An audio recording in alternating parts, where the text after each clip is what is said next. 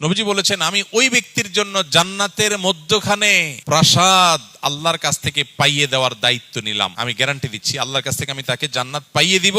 যে ব্যক্তি ঝগড়া করার উপলক্ষ তৈরি হওয়ার পরেও অন্যায় ভাবে তার উপরে জুলুম করা হচ্ছে, তারপরে সে কথা বাড়াচ্ছে না কেন, ঝগড়া বাড়বে সেজন্য সে নিজেকে নিয়ন্ত্রণ করছে, মুখ বুঝে চলে আসছে, কথা বাড়াই নাই, পুরা উল্টা পাল্টা বলতেছে, পুরা অন্যায় করতেছে। চাইলেই এখানে এটাকে নিয়ে সামনে বাড়ায় ঝগড়া করা যায়, কিন্তু সে ঝগড়াটা এড়াইতে চাচ্ছে, এই জন্য বলছে ভাই থাক, ঠিক আছে ভাই আপনি যা বুঝছেন ওকে। সে সামনে কথা বাড়াইতে চায় না। নিজের ন্যায়ের উপরে থাকা সত্ত্বেও, ন্যায়ের উপরে থাকলে সাধারণত একটু ঝগড়া করতে বেশি মন চায় না। শয়তান তখন উস্কায়, শয়তান বলে যে এই তুমি চুপ থাকবা, কি দুঃখে মিয়া, সে তো উল্টা পাল্টা কথা বলতেছে।